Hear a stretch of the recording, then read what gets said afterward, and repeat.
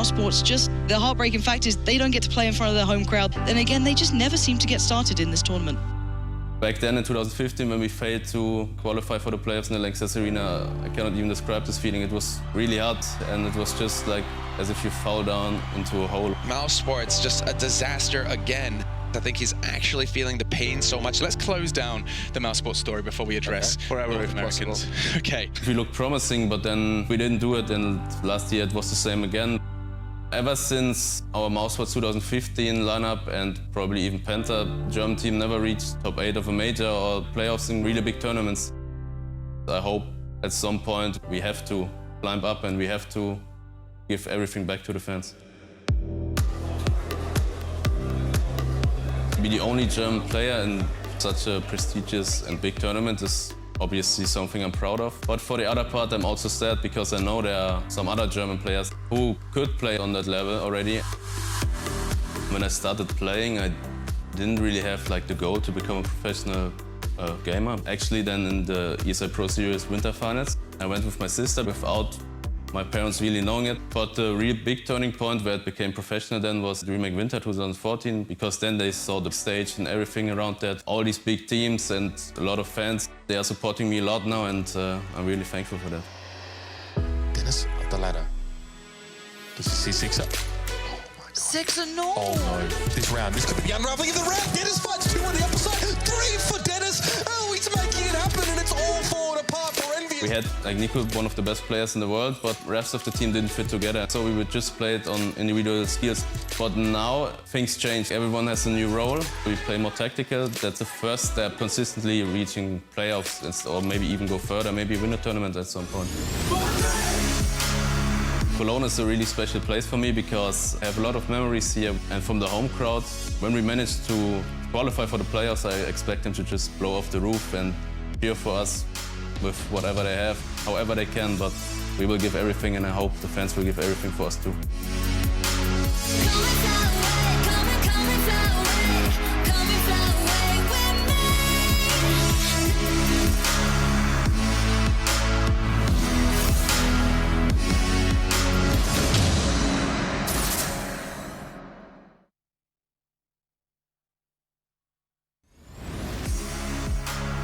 And there it is. 2 spots from Main, and Mousesports are on the downturn. Spectacular start, 2-0. Looked like the margin for error was wide. However, those errors have accumulated, and now they find themselves in quite the sticky situation. If Dennis, as he said in that video, does want to get in front of that crowd, and if he wants them to blow the roof off, they have to win a best of 1. Standing in their way is Cloud9, and standing in your way of insightful analysis is, of course, Chad Birchall and Adam Freiberg. This is intriguing. Cloud9 and Mousesports, is this, if we take it down a notch for a second, did they get the luck of the draw a little bit here in terms of softening the blow of their qualification? Missing out on playing phase and SK is definitely that's what a you want to do, bullet dodge, right? Yeah, for sure. This is probably the easier of the...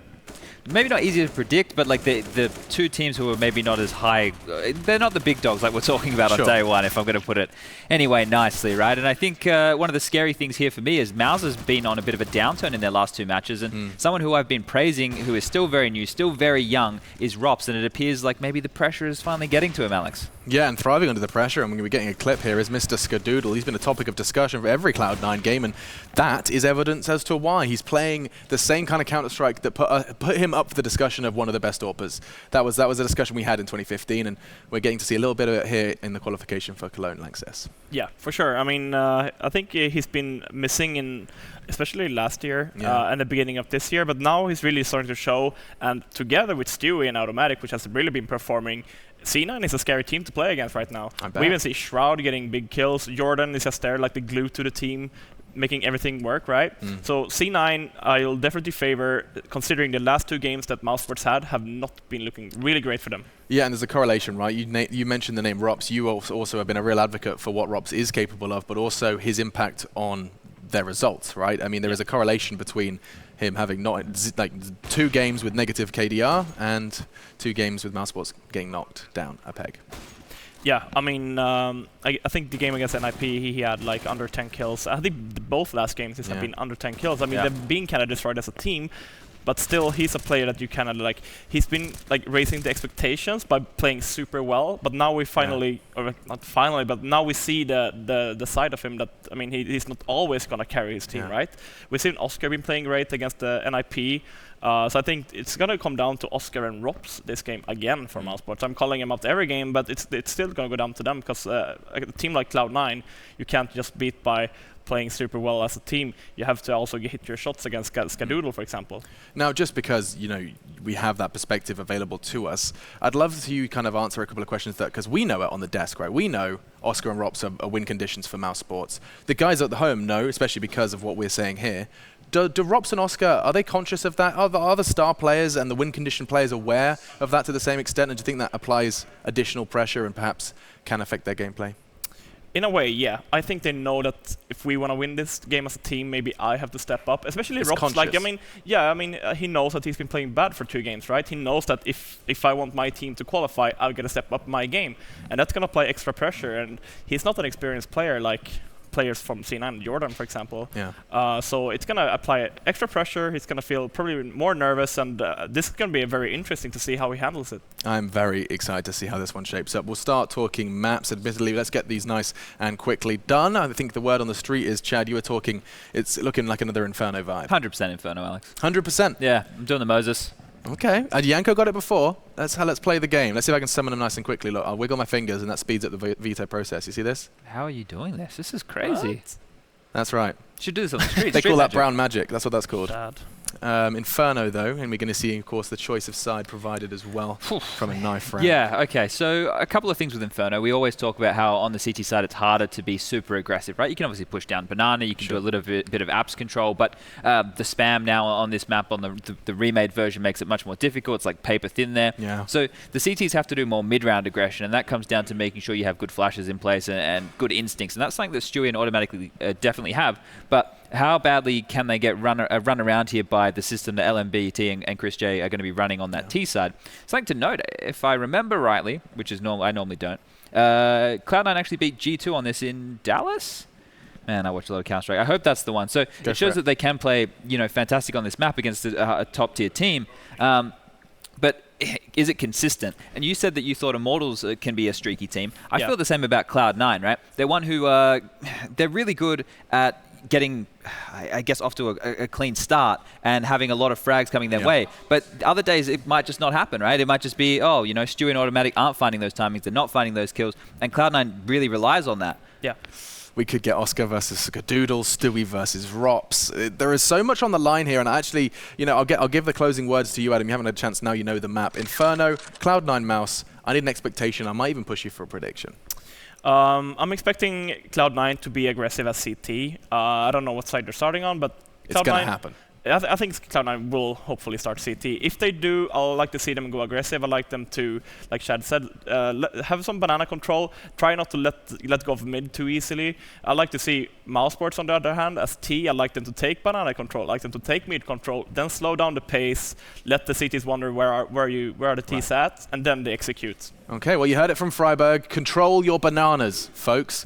And with that bombshell dropped, we're going to head into this one. History could be written here for a multitude of reasons. Mousesports to Lanxess, sure. Cloud9 started 0-2. Mousesports started 2-0. And different ends of the spectrum in the Swiss now meet, and only one will make it to the arena. Without further ado, it's your casters for Inferno. Thank you very much, Alex. I certainly pride myself on my banana control, something that I hold very dearly. What about you, Sumner? What do you think? What are we going to witness here? Pretty good at banana control, too. Don't worry. Excellent. Nothing to worry about there. Well, now that we've got that out of the way, we could get into the game. It's Cloud9 versus Mousesports, and another highly critical match here. One team to make it to the arena, another team to go out and play another time, maybe. It's kind of how, we're at the end of the day, we're at the end of the tournament, we're at the end of the groups. All of these that are left here, guys, just so you know, are elimination matches. There is no room for error here. You lose, that's it. You're heading back home. Fnatic, they'll be on a plane back to Sverige tomorrow. We'll see if these guys are flying back to NA, or if they're flying, a bit everywhere. Mousesports are a bit of a mix after all, so can't really pinpoint one airport for them. Yeah, they are all over the place, including Germany, which is sort of why I'm thinking, yeah, it would be very interesting if they could have, you know, a player in the arena in Dennis. That could be certainly fun. But either way, I think Mousesports is just an exciting team to watch all around. So I'm sure there'll be lots of cheers for them. Smoke comes in, and actually, Automatic ends up getting a bullet in the face. Stewie trying to fall back. They've done a lot of damage, and the grenade will follow up on Robs and Stewie to take down Christie, trying to cheat his way through the smoke. Detective Stewie is on the case. That's a very powerful kill. 4 versus 3 now. The bomb has not been planted yet. In fact, Oscar's picked it up. They're in trouble here, Mousesports. Yeah, it's been planted at A. I love it. Stewie's just like, you tried to use the skills against the master? No. It doesn't work that way. Young Stu does not get caught by smokes. Well, Oscar still has a lot of work to do. It's a great fake. There's the kill. Picks up the USP. Shroud on the other side. Oscar going to be going down. How can they get in here? They can't stop the defuse. If Shroud is on it, the round is done. They can't get here fast enough. That's it. It's definitely over. Cloud9 to pick up the round after all, in spite of an epic fake and some really good shots in. Everybody goes down on the Cloud9 side, but they're going to be just fine with that. Yes, I love to see it, Stu. Get pumped, man. Get the shouting going. Love watching both of these teams. I mean, it's just so painful to watch when one of these teams is going to have to go home. You have to wonder in that kind of scenario. I kind of appreciate that Oscar went aggressive, and I guess he couldn't have known that there was someone else there, but he must have known that if he doesn't buy time, they're done. You know, his teammates can't rotate in time. So imagine a world where he hides in the pit or something, tries to wait for a long time, and now Cloud9 have to fight 3-on-3 while they're running to the bomb side, and I don't know. Possibly some nerves. Possibly, yeah. I mean, there's a lot of pressure riding on him. It's not every time that Mousesports has actually managed to make it through the groups here at Cologne. You know, so you can be sure that Mousesports, the team owner, you know, they're all sitting there just like, please. All of the fans that are here. I saw Mousesports flags outside in front of the venue. This is home turf for Mousesports, just like for SK. Their offices are here in Cologne. Well, so far, they've invested very little into this round, and you cannot blame them. They know they're going to be hamming AKs in the next round, and they'll look at Cloud9 by here. Just a lot of SMGs. It'd be great for Mousesports. Someone could put down a Molotov. We could have another one of those hilarious sacrifice moments. Everyone runs into the fire. The onlookers chant, "The night is dark and full of terror." Somebody get the 1G. Chris J has already gone down here. Stewie with at least one UMP kill, setting up for a flashbang, but he's got Automatic there on the other angle. Noboom goes down, triple for Automatic. A lot of money for Cloud9, but now Mousesports. And this is what I think Henry's come up with a good term for. You could call it a bonus round again, right? Cloud9 could, if they wanted to, swap out for a bunch of M4s. Instead, they're going to pick up one AWP on Skadootle. That's pretty much it. Everyone else will hold on to the SMG. So if Cloud9 lose this round, it's a bit annoying, but it's not the end of the world. They can buy the next one. There's a couple of them who are kind of skimming it close, though, Anders. So this, you know, you want to say that this is going to be that bonus round, but this is a little bit scary. A couple players are pretty broke on Cloud9's side. Like, but at the same time, you have that op, you have that high-value rifle in the shape of the AWP in Skadoodle's hands. And, yeah, I like it. Go for the boost. See if you can catch him. The players have grown very wise. When you watch teams on Inferno now, you know, they do not often get caught by the boost. A lot of them are always pre-aiming this angle, just making sure. But there's no smoke down. And so there's no, like, usually when you see the smoke down, that's when you're thinking, right, they could boost, got to pre-aim that spot. No smoke this time for Skadoodle, so he set a little bit of a trap here, just hoping for Mousesports to step into it. It's really important that they can have him over here. Right now, Stewie's still sort of lingering around with the UMP, but if they can have all the SMGs on A, that would be so good, especially considering Mousesports are setting up for that archway smoke play that we've seen quite a bit. We'll see how fast they can be. I think speed is really key if you're going to make this execute work. If you wait too long, then the CTs are going to read it very well. Grenades already in. That's one hell of a counter Molotov coming out from Cloud9. That stops the whole thing. Stewie's rotating already as well. Wow, Automatic just gets clubbed to death. Rops with the instant headshot with the AK, but Stewie's already rotated over to Arch. They may not expect him to be here this quickly. Shroud, point blank, sprays down 1, 2, still alive. He gets a third as well, and that's a lot of damage. It's all on Skadoodle now, though. Rotating over from B with the AWP, and he spotted the barrel, and he's going to turn this into a 1v1 immediately. He has so much time to play with now.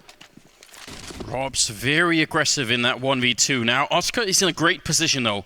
It's one of the hardest positions to check if you're good in the retake, and it's not even going to matter. Oscar just stands up, gets the kill, And Mousesports will pick up the round. Rops is like, please, don't leave me hanging. Yeah, and you are right about the money as well. I actually thought Cloud9 would have a bit more. They're going to be able to pick up some SMGs, but it's not great. It's definitely not great, in spite of all of this work being put in by Shroud. They're only able to do that because of these kills that they got with the SMGs. That bonus 600, man, it just means that they can stretch it so far. And so, well, Shroud, he'll have the full buy pretty much, except he skimps on the kit. But Stewie, at least, he buys the UMP just so he can get the kit. I like to see that. Still, Mousesports, very measured approach here. Slow and steady in through second mid. A little bit of pressure here in Palace. That's going to be Dennis taking point. But in the meantime, Cloud9 are playing for banana control again. Taking some peeks here. They sort of have to take a couple of risks, I think, in a round like this. They don't have enough grenades to buy all the time you'd want to buy, and they don't have the weapons to set up great crossfires where they can really lock it down. So, yeah, I would wait until the timing was right, or at least you felt it was right, then go for some flash peeks on the CT side. Try and see if you can't pick someone off. Well, good anti-flash there. Going to make Mousesports hesitate for just a second, but there's a minute still on this clock. The one thing here is that Automatic has started rotating back to B, but with that smoke going down at Arch, a little bit of indecision here on Cloud9. They aren't quite sure what's coming at him. Great smokes covering off quite a few of these angles, but Automatic going to charge in right behind him, and sure enough, it's Skadoodle! No! Skadoodle with the M4! Double spray right in the back, and this is a catastrophe for Mousesports. Sublime timing coming out of the American sniper. This time with the M4 instead. 5 versus 3 here. Rops is very nearly dead too. Big comeback early on here for Cloud9, just as they're about to lose their economic advantage and be back to pistols. They pulled this move. And 19 seconds as well. Lowell goes down. That's Skadoodle again. Now with the 3rd kill of the round for himself, and the rest just have to back off. There's nothing they could do here. Wow. Skadoodle has got, what is it, a Guardian Angel? Something that's like giving him the go-ahead these past couple of weeks, because at the major qualifier, he had multiple 1vx situations, clutch situations go his way, big plays through and through with the op, with the rifle. And here just now, look at that. Those 2 kills just wreck Mousesports. The round is pretty much over at that point. So talk about a perfect time. I thought it was Automatic who was going to go for it. You know, with the CZ, he could have maybe picked up 1, but great spray control there from Skadoodle. 3-1 now, and yeah, you're right, Cloud9 can breathe a bit of a sigh of relief. On the other hand, Mousesports are under considerable pressure here. 2 AKs and AWP. Tech9 the Glock on Dennis. Did he drop the AWP for his teammate? I'm guessing he did, because he's got $0, so... Team player, Dennis. Yeah. Gonna take the hit and let Oscar go to work. I mean, they don't get any win bonus, right? So he wouldn't have any money anyway. But that's just unfortunate that he couldn't at least get like a P250 or something. Just look at the nades though that Mousesports have to work with here. 2 flashes on Chris J. That is it. They don't have a smoke for CT. There's no smoke for coffins. They don't have anything to make their lives easier here. Whereas Cloud9, nades galore. They still have 3 incendiaries, 4 incendiaries over here. 4 C9. Fresh smoke goes down here from Stewie at the minute mark.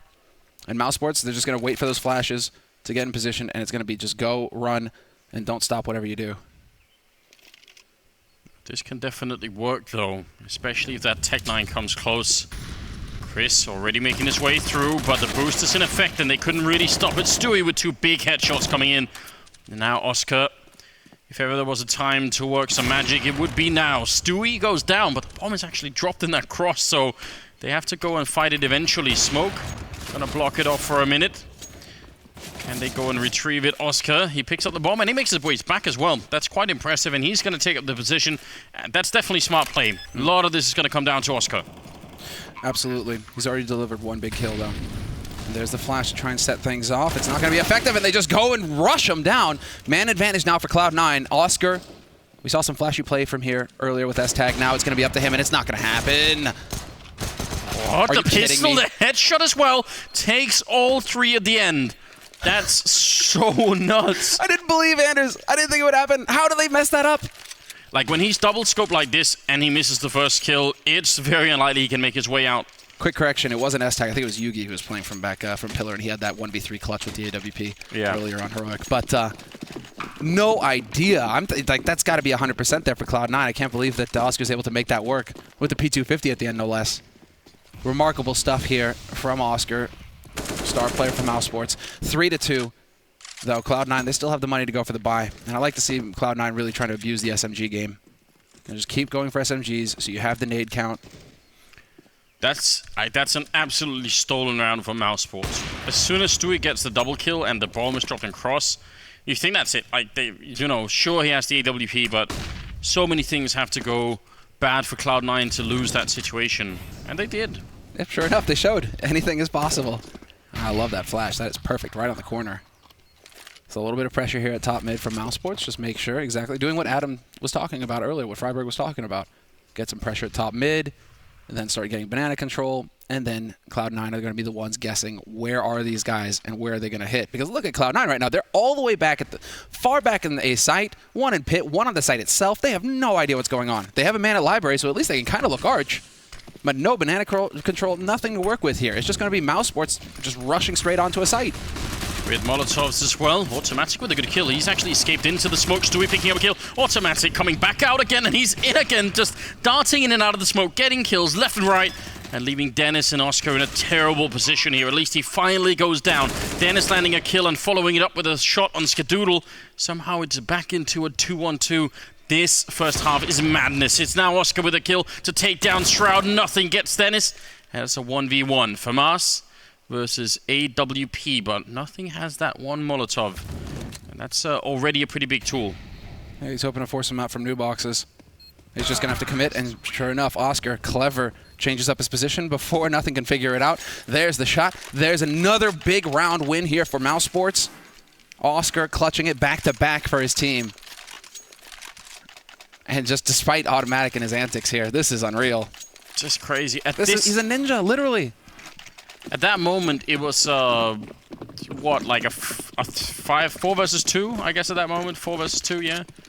And then they still come back and turn it around Mousesports. That's fairly ridiculous. Well, now pistols here for Cloud9. Mousesports definitely off to a good start there. So sick. Instant explosion of Automatic. Stewie trying to play the angle close with a pistol. And Chris J with a bit of a leap to take the kill. You see teams throw those double HEs every now and again, right? I'm so happy to actually get to see it work for once. That's what makes holding B site so difficult. Once the terrorists have actually got the nade angles dialed in, it's so hard. It almost turns into a gamble. Which angle am I hold this time, and which one are they going to throw the nades at? And well, this time it lined up for Mousesports. Nice and easy kill there at the top of Banana, but that's not going to be the point that they will get the bomb planted at. It's going to be on A site here for Mousesports, and an impossible situation now for Cloud9. So just to follow up on the point that you were talking about and what Adam was talking about with getting the top mid control and then getting banana control and then figuring out what's going on, I'm all on board with that from the terrorist point of view. The thing that I don't understand is, on the older version of Inferno, you sort of knew that that's what the Ts were trying to do. Mm-hmm. So generally speaking, around, I don't know, under 50 seconds, you want to start on the CT side to get a bit of an idea what's going on. So even if you just flash or like shoulder peek your way into top mid on the CT side just to see what's happening, or flash your way into banana or anything like that, any of those peaks, if you don't see anybody, then you can probably start to rotate someone else towards B if it's top mid we're talking about. If you don't see anyone top banana, then you know maybe start having that guy at least gravitate towards archway. Like the CT sides on these maps just don't play for information almost ever. Mm-hmm. And I get that it's more difficult, and it is because the map architecture has changed so much, especially over on the deep bomb side. But yeah, it's still frustrating. Think about Palace, A-apps. I mean, you hardly ever see a CT player up in A-apps anymore, and that used to be a fairly common way to at least put one stumbling block in the way of the terrorists when they're trying to get map control towards A. Well, that's not even a part of the equation anymore. Yeah, and that you really can't do because all the walls are paper thin, right? But you could still peek into top mid. You still definitely do that, and they don't. So I can't really explain that. Oh, quick execute here onto the A site, though, for Mousesports. The flash is already raining in. Nicely timed Incendiary, going to buy just a little bit of time here, but Lowell just leaps down into the pit to die to nothing. Shroud is there with the crossfire, picks up Rops, and this is getting a bit toasty, literally. Man's going to have to back off, but they're taking so much damage on Mousesports. They just aren't able to press through. It's a very good round and a big change of pace for Mousesports. I think Mousesports were expecting for there to have been a big tactical change for Cloud9. So they were just saying, listen, maybe, and this could have happened, you know. There are rounds where you will suddenly throw, you know, 3 CTs on banana, And let's say Mousesports have been watching enough demos that they feel like, well, Cloud9 could have done that. And actually, they are going 3 TTs in B this time. So imagine if in this round, Mousesports were rushing out apartments. It would have been perfect, right? So it's a bit of a guessing game, but it's not just sort of blind guessing. It's partly informed by, you know, demos, having a good in-game leader, having a good, I suppose, intuition. And well, sure enough, here it is working.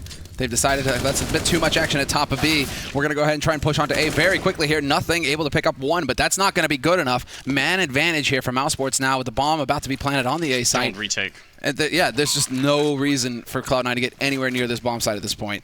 It didn't work. The Gambit, you know, you had 3 at top banana. And from Cloud9's perspective, they're probably thinking, well, Mousesports just got slapped on A. They might try and just go for a quick execute on B. We'll have 3 guys ready and waiting for him there. But Mousesports 1 step ahead. Chris J, he's too quick, Anders. He's too sharp.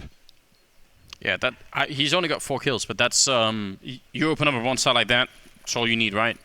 And there's no chance. Like if you're on Cloud9, then what the call you're gonna make is I'm dead in pit, and like what are your teammates gonna do on the other side? Like, well, I mean, sort of needed to know something, you know, 10 seconds earlier, but there was no information. Yeah, you're right. Cloud9 are playing a little bit too scared here. It's time to start taking some peeks in mid with Skadoodle on the AWP, right? Just get him in there, try and flash him in for a little bit of a chance peek. I mean, you have some oppers who are very good on Inferno at playing aggressive mid. Alu comes to mind.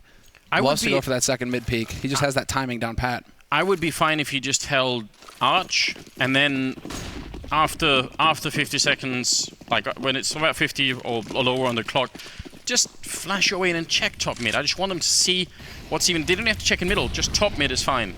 Figure out that much, and we've got something going on. 3 minutes again. Top banana flashed in. Stewie goes for the spray. Could have easily been a double kill, but this time it wasn't. Skadoodle gonna miss the opportunity as well. More grenades coming out. Wall bang almost working out, but Automatic dies and robs with the grenade kill on Skadoodle. How? I mean, what in the Sam hell is going on? If you put 3 people in B and you can't win that top banana fight, you're gonna be feeling absolutely miserable. There's no other way to put it. The nades on point for Mousesports, but Stewie, uncharacteristic. What a shot from Oscar. Split second, and he's quick enough to pull the trigger.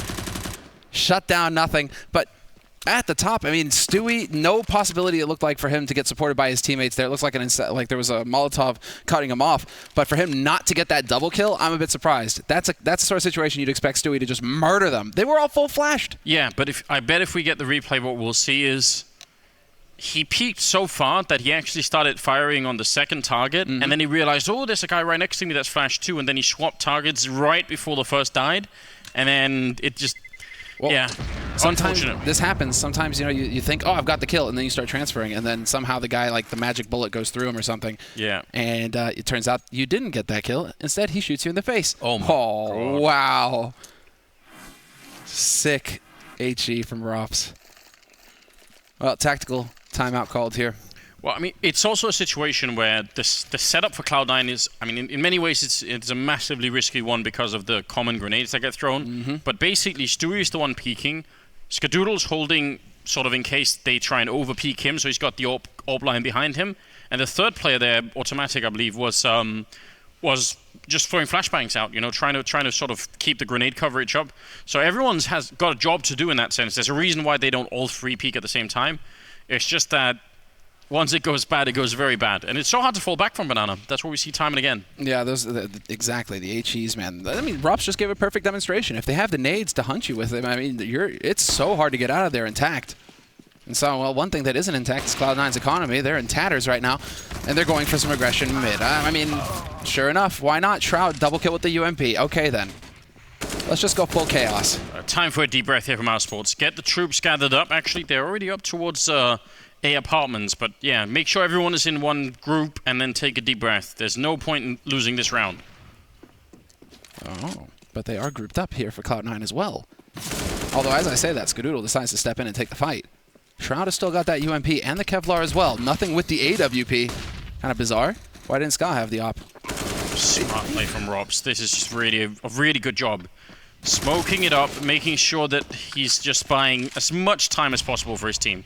Oh man, and the HE doesn't hit. Shroud is beside himself right now. Still got quite a bit of health though, and he will find the kill on Rops eventually. Turns this into a 1v2, but that bomb's a ticking. And nicely done here by Lowell. Does not let him escape with that AWP.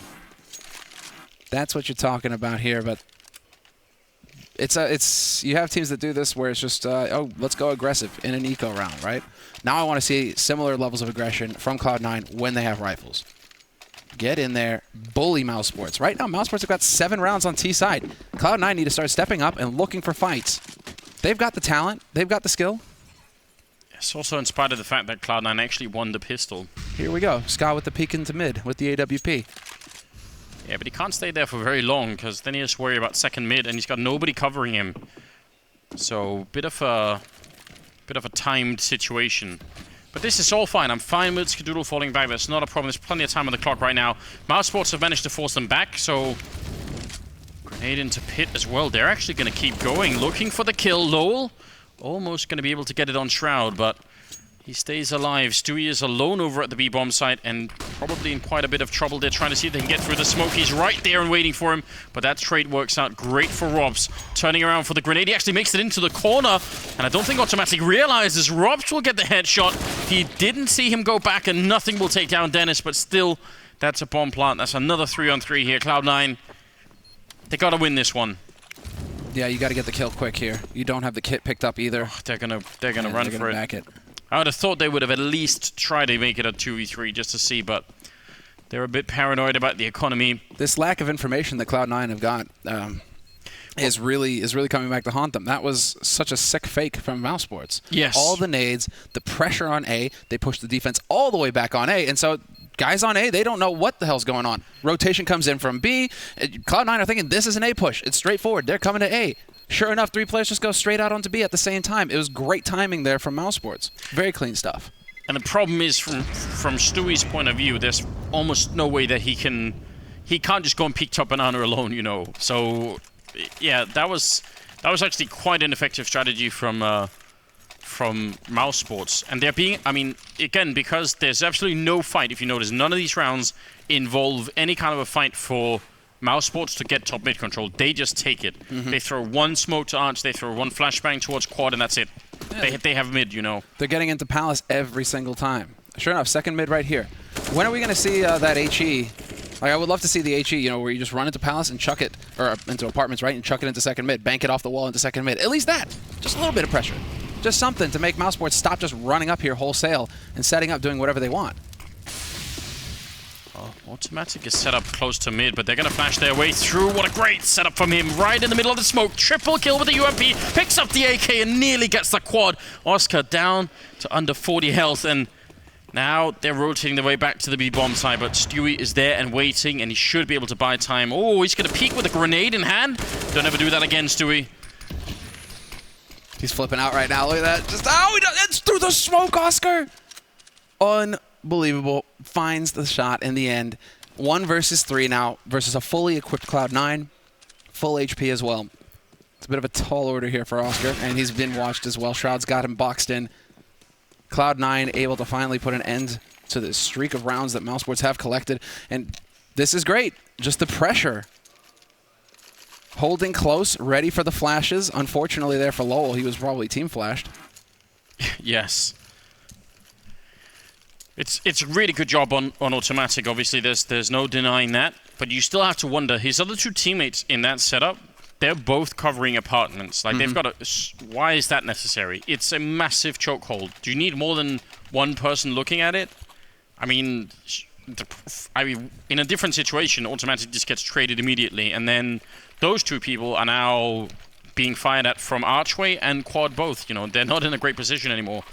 I would love to. I'm gonna find some players and question them about this. Grill them, Anders. Yeah, grill them about this top mid thing. Thorin isn't here, so you gotta grill somebody. You know, so he's got to be here in spirit. It's very true. I don't think I'll grill him like that. We'll leave that particular style of grilling to Duncan himself. Rare, bloody. Yes. All right, Rops. Currently, I think second on the scoreboard for Mousesports. Oscar slightly outdoing him at the moment. It's not like anyone is completely missing from this game, and Cloud9 can still win it, but 8-5 is definitely going to put a smile on any Mousesport fans' lips here. Flashes are in, including the one from middle, and Shroud never stood a chance, but somehow nothing stays alive in the corner. That could be huge. Automatic coming in with the kill, and nothing also got one, trying to throw out the grenade, just doing a bit more damage and buying time. Chris will get the kill on Skadoodle, and Oscar took down nothing in the middle of the smoke. That leaves Stewie with a huge clutch on his hands. Nigh on impossible clutch.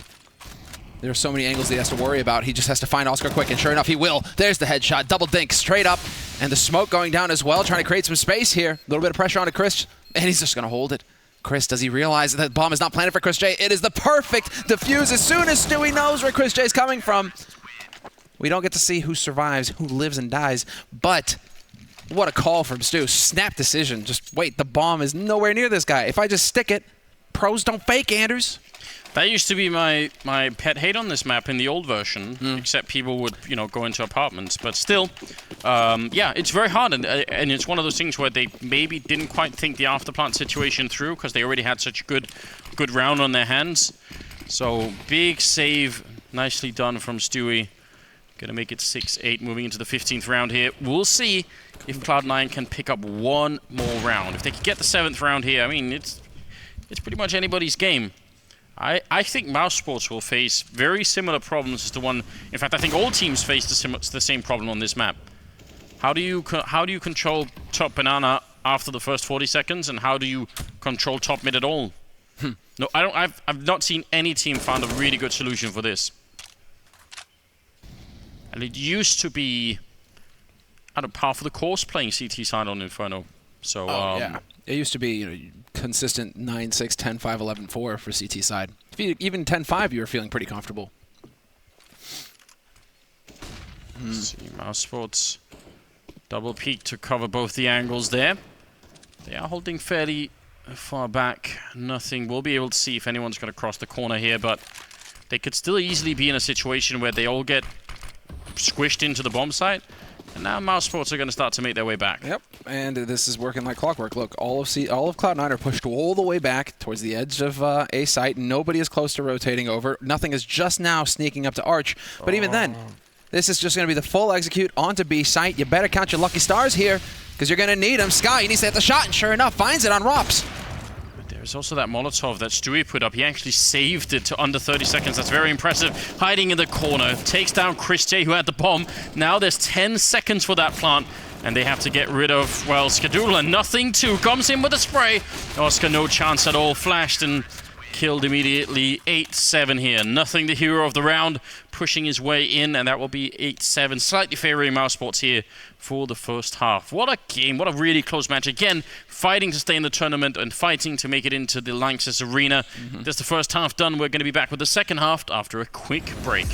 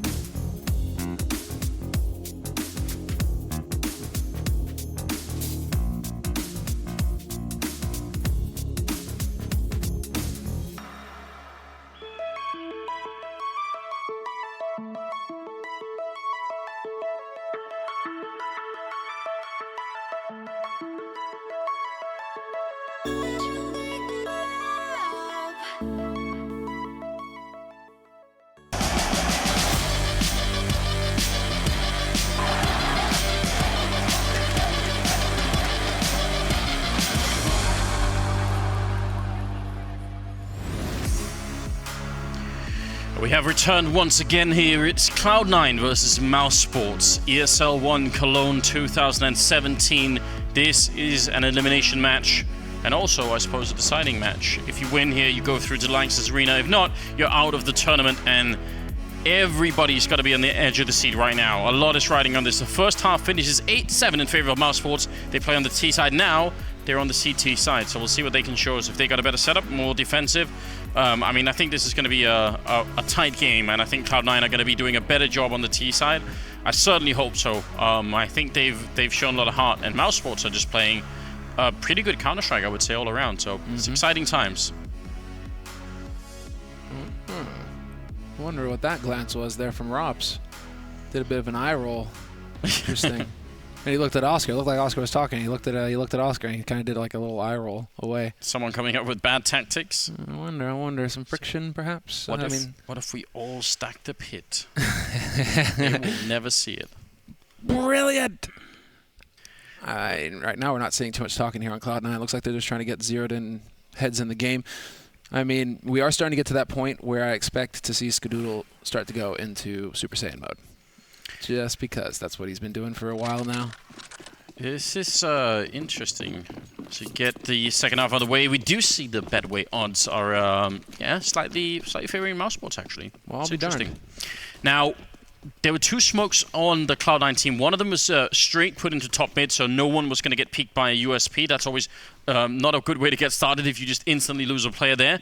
There is a sneak in from Dennis. Wow, this is bold, but they're actually waiting for him. Skadoodle spots it out. That's so important. Forces Dennis back, and now they're in trouble on the A side, except for the fact that Robs is a maniac. Going for the instant headshot. He's going to get run over. Taken down Stewie with a refrag as well, dropping Lowell. And at least 4 versus 3. The bomb is going down as well. Counter flash coming out towards Archway just to try and see if he can force them back. Kind of a tough retake with no kit being picked up. Yeah, all of this utility is used perfectly here for Cloud9. Now they're in anti-plant position, or after plant positions, preferably, and they do have the crossfire set up as well, so they can help each other out. Automatic, Stewie 2K deliver 2 headshots in the blink of an eye, and Chris J, last man alive here, 1v4, needs to just hit the shots of his life. There's one, but that's all he gets. Automatic is like, I will allow it. I will allow it.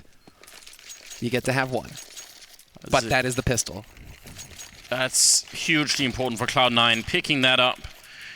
The kit that they had was actually dropped right next to the site. I think that was Lowell carrying it. So maybe Mousesports, if they could have got some frags in, they could have still defused the bomb.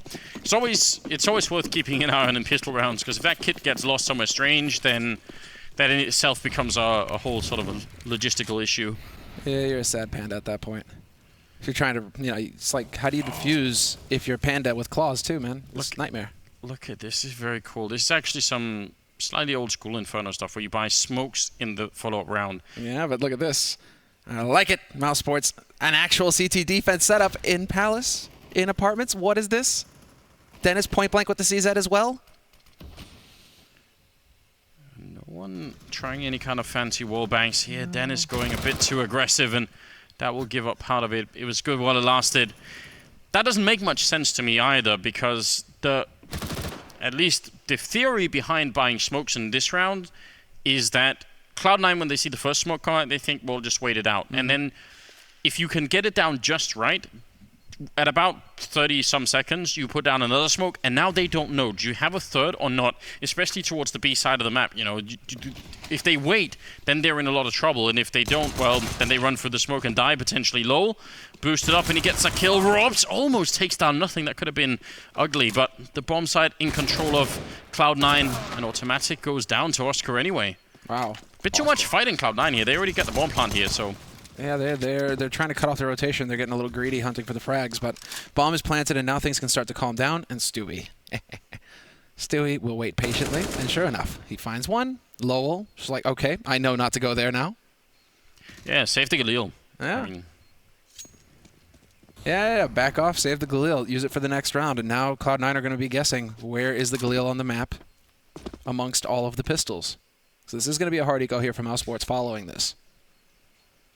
But, Cloud9 now, they get that start. That is huge, winning the pistol. They once again defend the follow-up round as well. We have seen very, very few second-round wins here. With the 4 spies on the pistols, it doesn't really... it feels like teams are very good right now with dealing with the shutdown. with not giving up free kills and not letting it get out of control.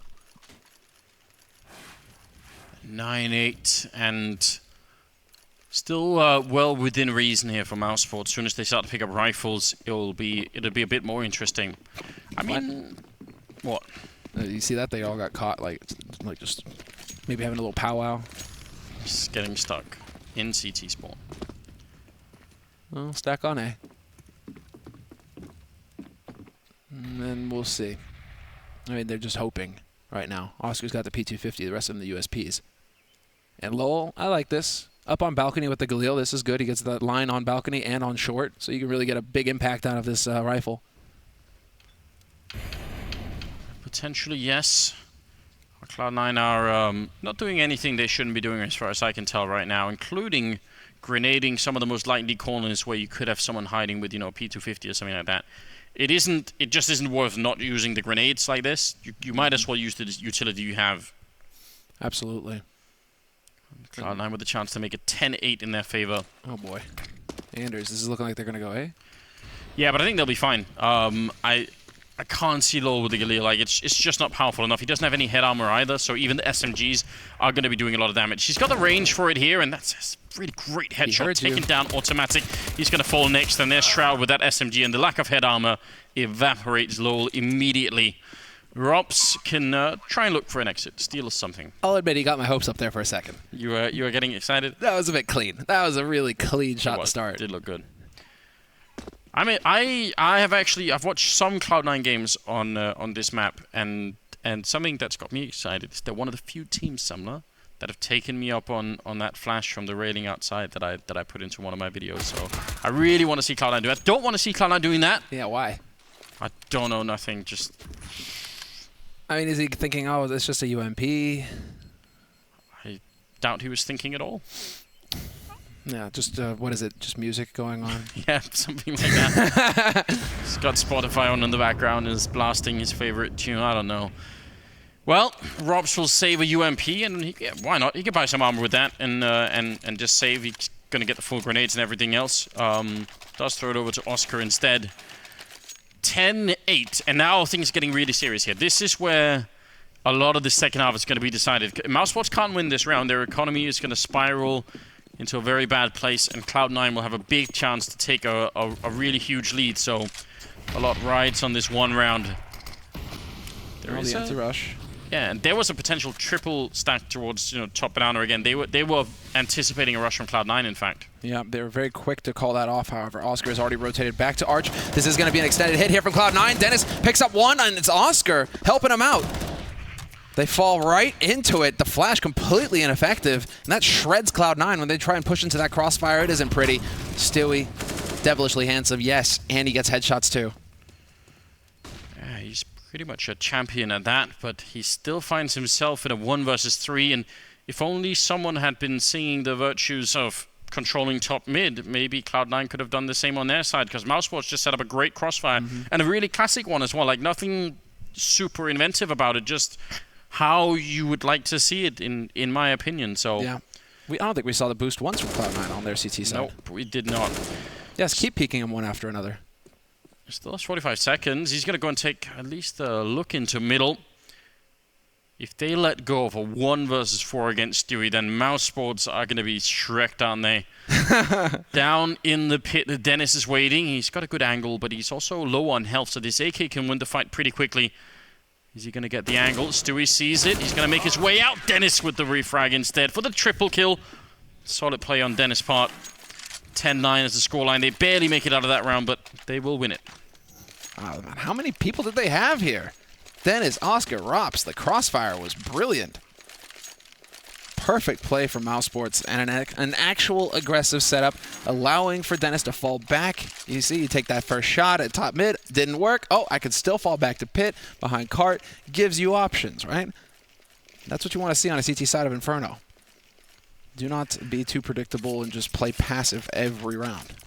From Cloud9's point of view, there definitely was a distinctive lack of grenades going into that top mid push, which, I mean, they had the smokes up, sure, but there was something not quite working out in that department, so maybe they can fix that for later. 10-9 the scoreline. Tactical timeout being called by Cloud9 here just wanting to make sure they get everything in the right order. Skadoodle's picked up an AWP, but Oscar has one as well. Remember, he was dropped the UMP in the previous round by Robs, so he could do that no problem, which is pretty important. 20 kills on Stewie. Yeah, I mean, Stewie, that is kind of going according to plan. We need to see the rest of them start to wake up, though. Nothing in Shroud, though, really. I'm liking this. Nothing Shroud automatic, all around the same level. There isn't really a weak spot on Cloud9. It just happens to be Stewie just doing a lot of the work. But then, you know, part of the contract. Setting up for what looks like a pretty quick execute towards Archway. Flashes go through again, and Mousesports are entirely out of a position to deal with this kind of a thing. They sadly slow it down, Cloud9. If they kept pushing, that would have been big. They couldn't really know that, but they actually would have caught a really good timing on the CT side. Robs, fairly aggressive with the Max 7, looking to get that kill. On the other side, Stewie going to be able to live through it, but now they're hunting for him. Oscar gets a kill on automatic. Can they find Robs? They know he's up here somewhere. Getting close is dangerous, but Stewie will manage it. Shroud goes down to Dennis. He was flashed just at the wrong time, and Oscar gets one more frag, taking down nothing. Stewie and Skadoodle left need to find a way out of this one, and Skadoodle just going to go for the bomb plant, actually. Looked like maybe he could have tried for that shot, but instead wants the money for his team. Now he's obviously trapped in the corner, and he somehow misses that kill. Don't ask me how. What? Oscar took the shot. Was that through something? Through his teammate, maybe? Did he shoot through the wall? Maybe we can get a replay of that. Yeah, maybe we could. All I'm thinking is that was pretty clever stuff from Ska, but a lot of hesitation on his part. I'm wondering if it was just full flash when he was coming up. Oh, God, he did it. I did think that was something. There was something wrong about the fact that it was him getting the kill, because everyone else coming from the other angles, I thought for sure it'd be one of them. Like, LOL was right in front, right? All right. Well, that happened. What can you say about that? Putting the op to good use. A lot of nades going into Banana, as per the usual. And pressure in second mid here from Cloud9. But again, I think Rop's having a big impact last round as well with that Swag 7. These aggressive holds in apartments are kind of throwing Cloud9 off, because he stayed alive forever. And that stopped one of the pincers from moving in there for Cloud9. Look at this again now. Top mid control for Mousesports. I hope everyone at home is noticing this is a really big switch up from how Cloud9 were defending on this side. They are going to fall back, and they might actually be caught completely in the open. Oh, the Molotov has got to buy time.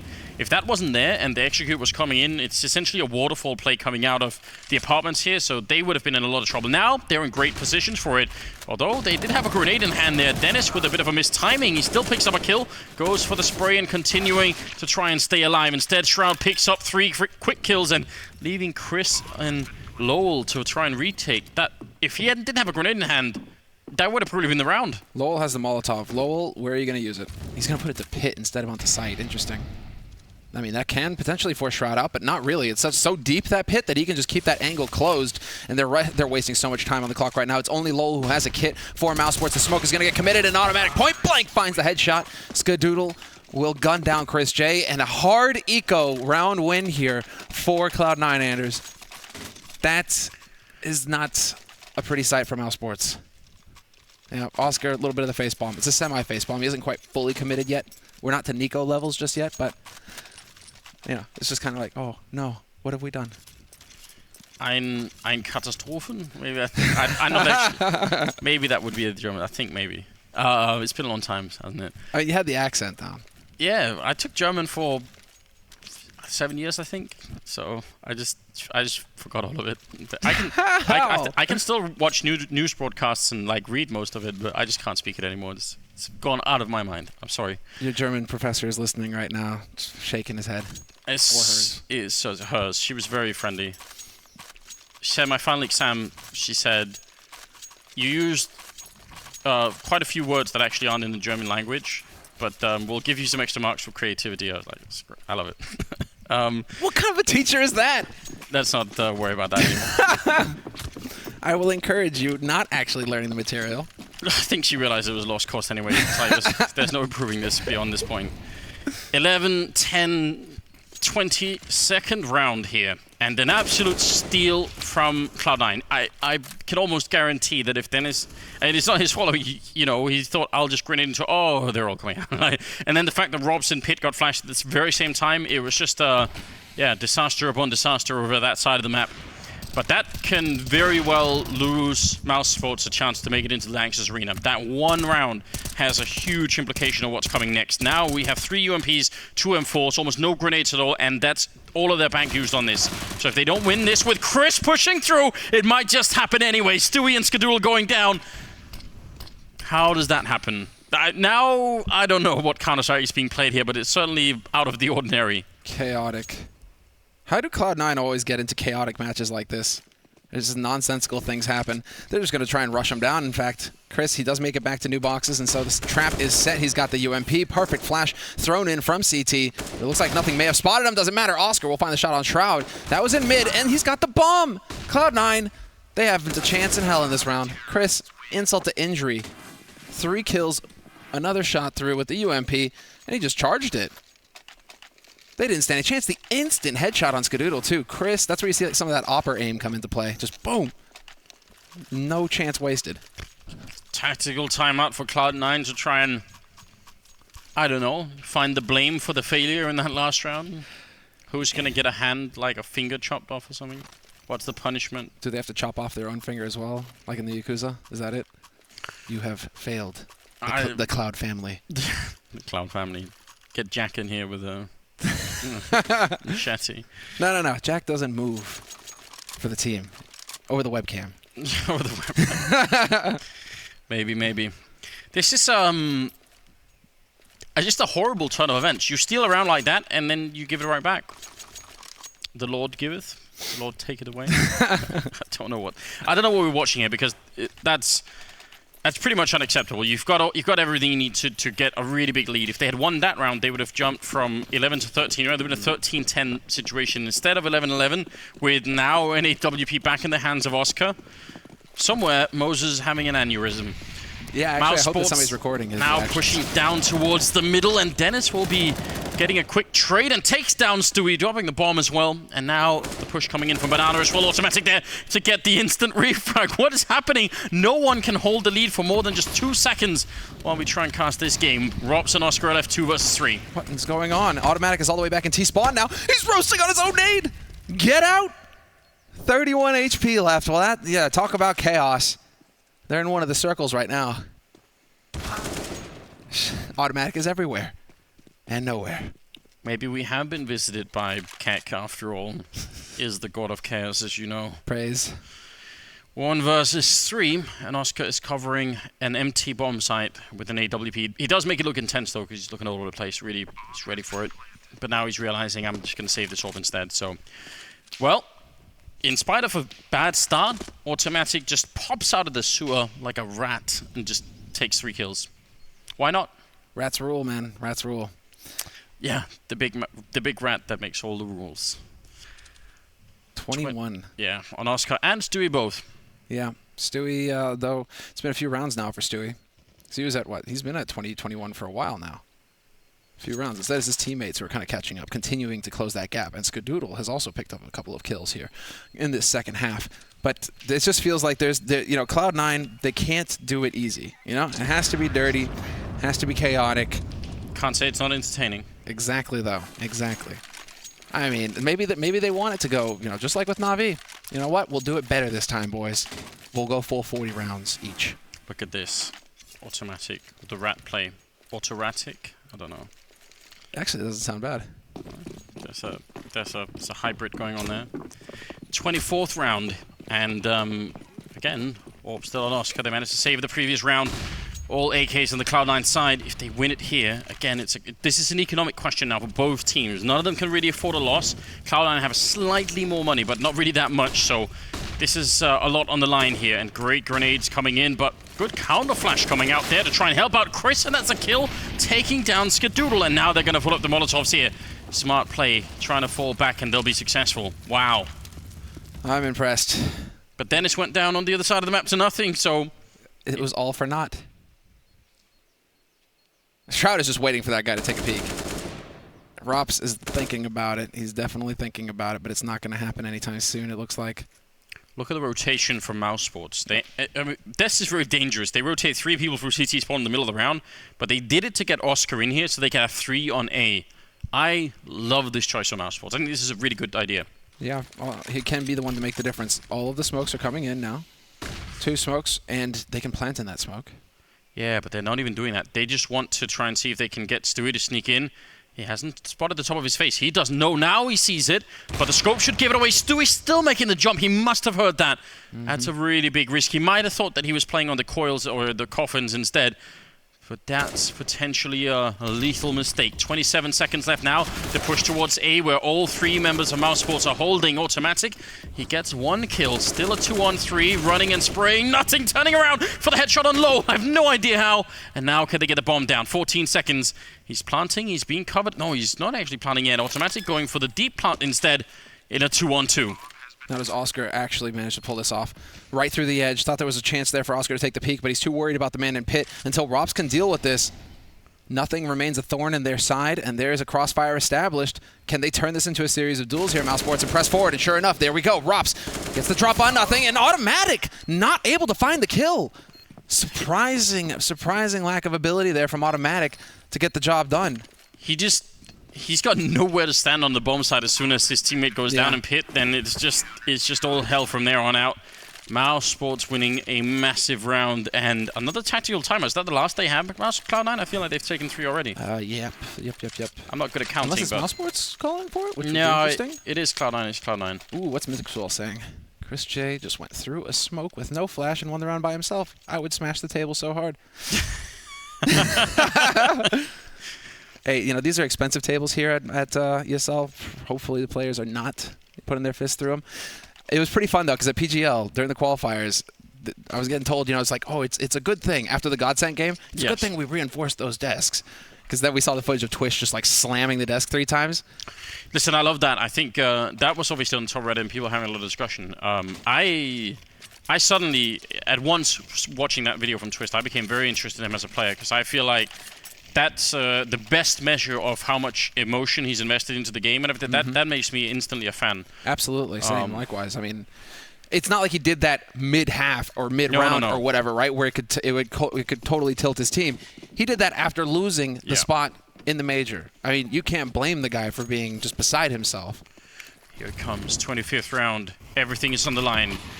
Both teams currently 4 rounds away from making it in or going home. There's quite a lot on the line. Grenade raining in. A great grenade onto Mousesports. That's a lot of damage being dished out. They haven't even seen anyone yet. They are trying to get the counter grenades in. Flashes coming through. Stewie turning around for it. He actually read the play just perfectly, and somehow Lowell through the smoke takes down Skadoodle as well. So 2-for-1 trade. Lowell with the double kill in the FAMAS. Cloud9, how do they bring this round back? Oh, buddy. They got to go for some NA play here. The only problem is that Stewie's dead. Automatic. Maybe he can make it work. Right on the edge of the smoke. This is on timing. Not sure if Lowell saw the gun barrel. Yep, he just barely spots him on the edge of the smoke, and it's falling apart here for Cloud9, Anders. But the bomb is actually back towards T-spawn, so even if they get the kill here, they can't just execute on it immediately. Shroud has gone and picked it up, so nothing. Who's been playing very well in the group stage of this tournament, needs to really step it up. Somehow Oscar gets the leg shot on him, I think maybe even through the wall. That's so outrageous. Now sneaking through, and we've got 20 or 35 seconds here. Still 2 on the A bomb site, so if they can win this first fight, maybe there's something to fight for still. Oh, nothing. Gotta put out the Molotov. I wished he would have saved it. At the same time, he's not able to take the fight, it looks like, and that smoke was about to clear. Needed to buy a little bit of time perhaps for his teammate to get that plant safely. But now they need to get into... It's so tough because it isn't the perfect after plant situation. You want to have, one behind new boxes and 1 in dark. That's the one Molotov that Mousesports actually had to clear out an angle. So now it's all on Shroud. He's got a Galil, he's got to hit some headshots, and nothing as well from Banana. Will they deliver? Oh, the pre-fire actually takes the kill. Shroud gets 1, and he's still got a bit more left. 8 bullets here, goes for the tab, takes another one in. Now Lowell has to go for the ace clutch, and he's going to get the first on Shroud, and now he comes out with the kit, tapping the bomb once, and nothing's waiting for it on the other side. Lowell gets it, but there's no time. It's the ace fail instead. Oh no! Mousesports losing the round, and Cloud9 now being up to 13. Imagine putting that much effort into a round with your Lowell, and you still can't get it. Like how much work? That first kill from nothing when they walk out is so good. He draws all the attention away. No one is looking for Shroud in that corner any longer, and he can just do a bit of work on his own. Yeah. And now we've got the tactical timer for Mousesports. Oh man, this is again one of the teams going to make it into the arena here. This is really big. We evolved from the half facepalm to the full facepalm on Oscar. That's when you know things are starting to get serious here, Anders. That's when you know it's on the line. Because they only have one tactical timeout left here from Mousesports. Cloud9 have used all of their tactical timeouts in this map. I love it. Sometimes you see teams, Fnatic earlier. There were many opportunities to use timeouts to try and break up the pace. We just didn't see it happen. Here, at least both of these teams, they're willing. They're saying, right, we've got 2 minutes worth of dead time where we can talk things and try and slow down the pace. Use them all. Everything is on the line here in this match. You have to do it. Especially because Mousesports actually have a coach behind them who is going to want to try and chime in here and tell Mousesports what they're doing wrong. I'm starting to develop a feeling that a lot of the rounds that Cloud9 lose on this second half are because they lose the fight in Banana. So I would consider soon waiting. Like, don't take it right away. Just give it a wait, make sure they've used all their grenades and everything, and then go for it. Well, this time, it's quite the pressure over here towards the A side on Cloud9's part.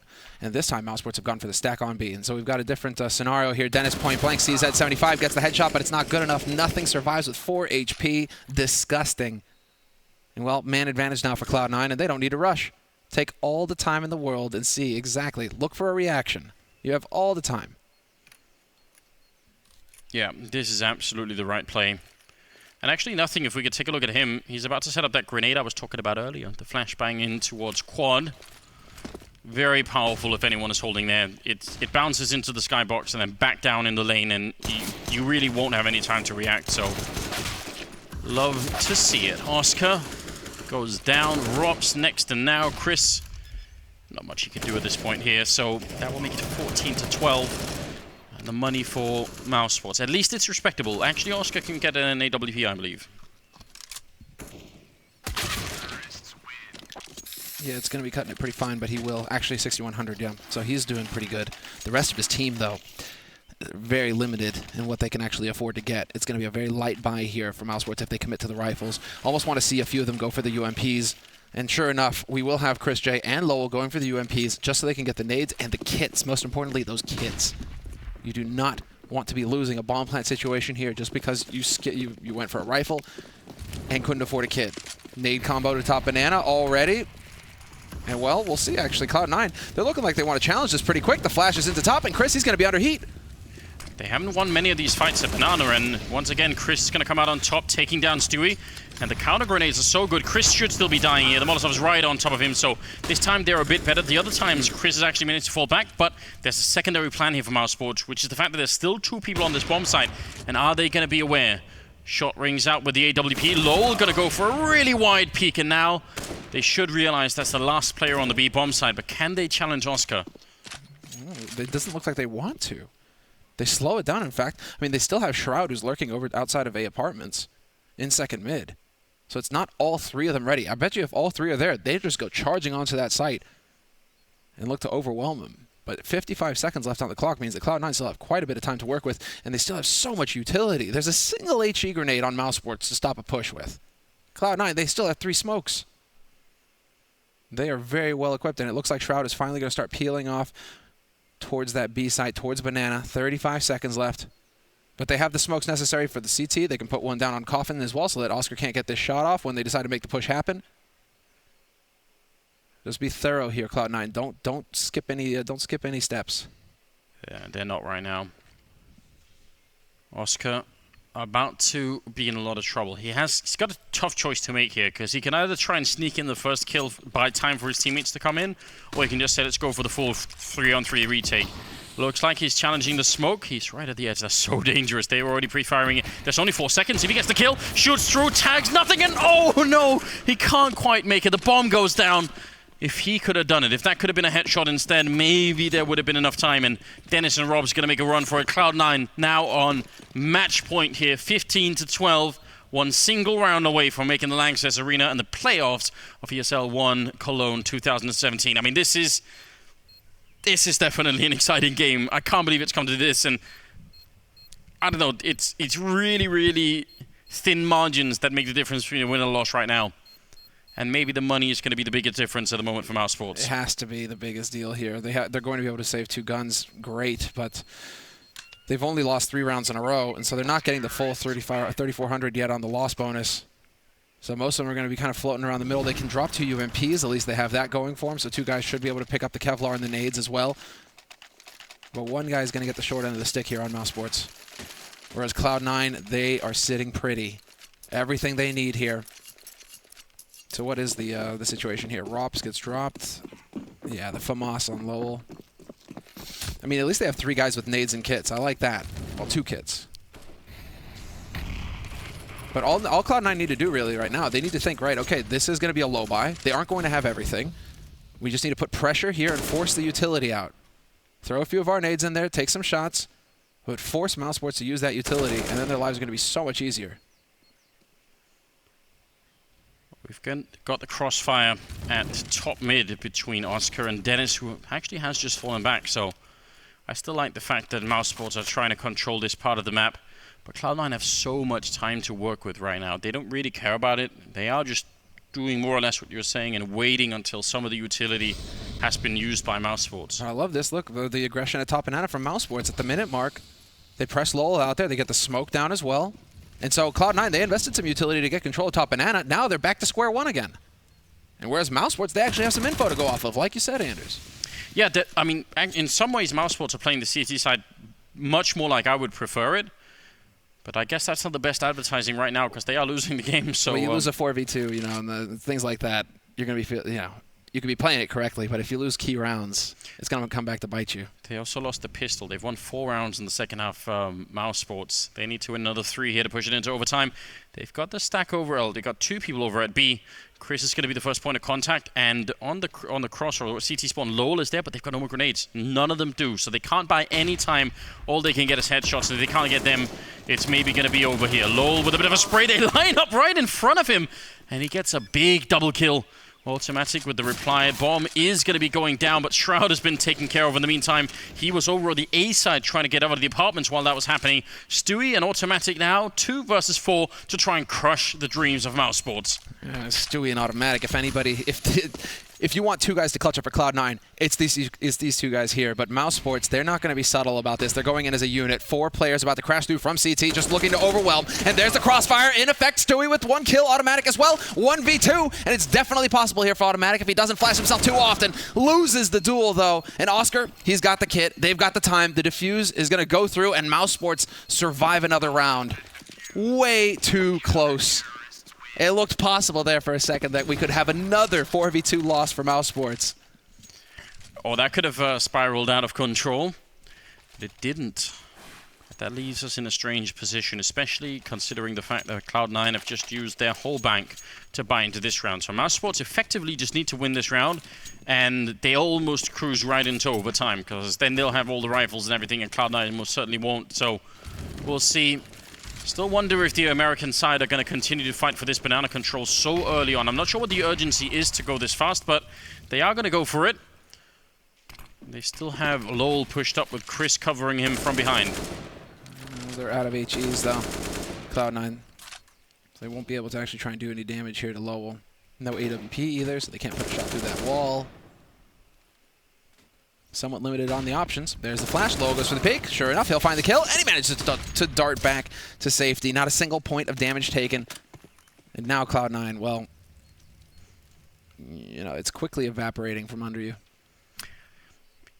Wait, on the old version of Inferno, there's a very common thing that would happen because the CTs could smoke bottom banana. The Ts would do a boost tower with an AWP to look over that smoke.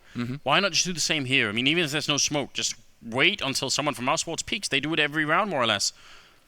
Automatic trying to be a bit of a nuisance and lurking into that B bomb side. He almost got the angle on the fountain, but he has to fall back instead. And now the real issue, for me at least, is the time. It's only 35 seconds, and they have the bomb in middle. I mean, at least the Mousesports are very limited in their information, but they still have 2 players with anti-flashes. So when the push does come through, Mousesports, they have some tools here to make life more difficult for Cloud9. But it's looking like it's going to be a straight rush up short. 2 players. Automatic still waiting outside of Arch. There we go. The first shot comes in from Rops on balcony. Shroud not able to refrag. 2 defenders here in the pit area for Mousesports. This is perfect. Although Automatic gets in the perfect spot. They needed to get that kill on Dennis, but he stays alive, and he can make the difference here. He's buying more and more time. Sorry, for a second. The round is done. That was the bomb down in the middle of everything, and Dennis to save it. That one kill on the guy on the bomb site is everything they needed. 15-14, no bomb plant, no money for Cloud9. They have 2,000 or less on almost all of their players here. This could very well be overtime. I can't imagine the stress on all of these players now. The dream, one of the dreams anyway, surely every Counter-Strike player currently playing at a professional level has to be playing in the Lanxess Arena. That's one of the things that everyone wants to accomplish at one point or another. And the obstacle right here, well, you see it in front of you, trying to close out this Inferno game. With Cloud9, just one big entry. Get close with the Tech9. This time at least they're not fighting as heavily for banana control, and Mousesports are being very relaxed on that side of the map too. It does look like they're just going to bite the bullet. Delayed take of top banana. No early kill though for Mousesports and banana, at least this time around. So Cloud9 have a little bit more room to maneuver with. Chris J and Lowell looking to duel it up. Oh, are they going to go for the boost at new boxes? Yeah, probably. Yeah, we saw this earlier from Heroic. Probably just boost Lowell up there and let him stick around. That's so insanely frustrating. This is going to be so difficult. The push begins, and Lowell assassinates one, sprays down another, and Chris is still alive here to help out. Got not that many counter grenades still, but Lowell is doing his work with the FAMAS. Actually, a team kill coming in, and Chris with a headshot to close it out. I mean, they were just trying to anticipate that. Either way, it was going to be nearly impossible there. So 15-15 overtime is going to be played here between Cloud9 and Mousesports in the deciding game. You could not possibly ask for more. Automatic is now overtaken everybody and is dropping 25 kills in regulation. Definitely good news. You know, the toll on Stewie here calling on the T side is definitely telling. He's dropped off a bit on his performance, where he had a very strong first half. He was leading the pack for Cloud9. I mean, there is something to be said for the rest of Cloud9 coming through, but again, it still seems like Cloud9, they struggle to close out games. They get ahead, and then it's just that classic issue of just not being able to shut it down and pick up the W. So now, well, once again, Cloud9 in overtime. Not Na'Vi this time, it's Mousesports, their opponents, 15-15, and we're looking for the first to get to 19 rounds here. You'll notice, we're gonna start to see the fancy guns come out here because both teams start with $16,000. So Chris J pulling a bit of a flamey. He's gone straight for the Scar. Look at that, he's gone straight for the Scar 20.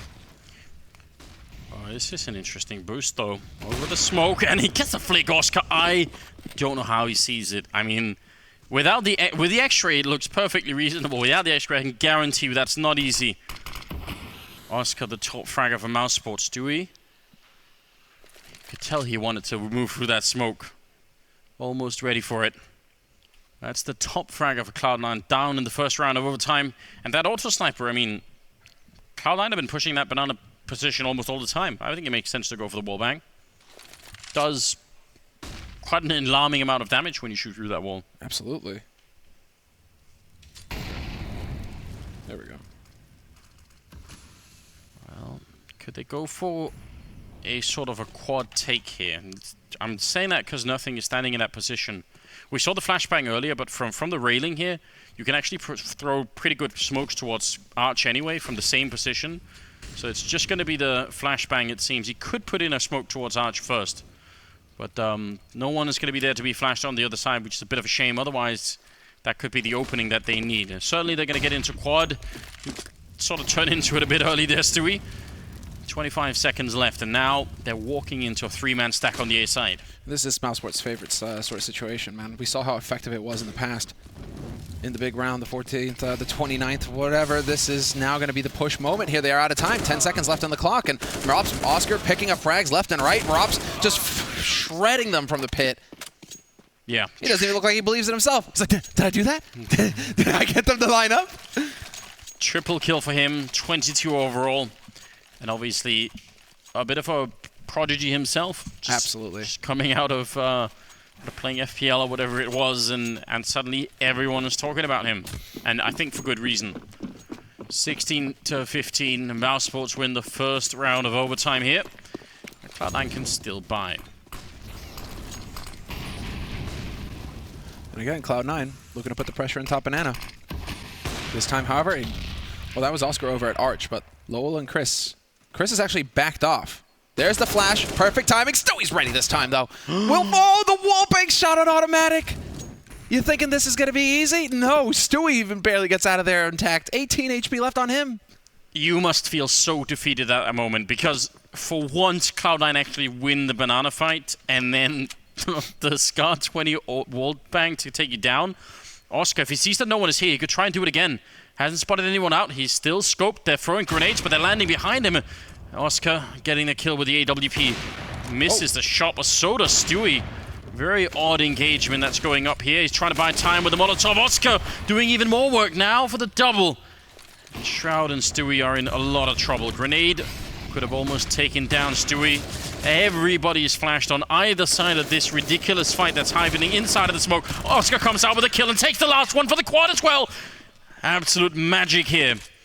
17-15.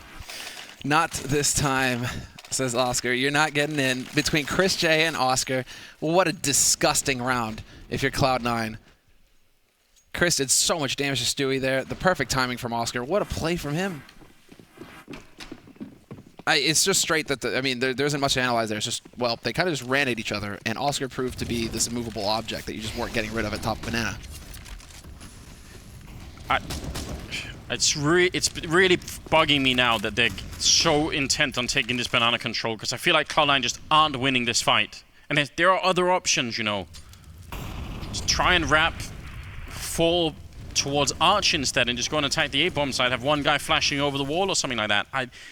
Maybe, or do it later or something. At least Skadoodle's going to win the first fight there, and maybe that's enough to force them back, leaving just Lowell here.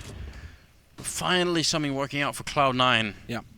After banging their heads against the wall for just a long time. Oh, they're desperate at this point, Cloud9. If Mousesports pick up 3 rounds, that'll put them on match point. You need to pick up 1 here in the first half, Cloud9. And they are working their way closer together onto the site. Little do they know, however, Lowell going to get the shot of his life. Easy peasy. Picks up 1 kill. Headshot on Ska, and Stewie not able to trade because he doesn't know that Lowell is alone on the site. He'll eventually find the headshot, and that's probably enough of a signal for his teammates to start rotating back. But then Mousesports, they strike. Top mid, Rops at the peak, putting the pressure on. Oh, that could have been an absolute disaster there. Nothing could have gone down with the bomb as well. Shroud lingering around in Boiler, and he gets the kill. That fight from Stewie is so great against Lowell because he heard Lowell went running back. So he knew exactly where he was. That was quite well played from Stewie. Bomb down, last round of the first half of overtime here. They have to go for the retake, 2 versus 3.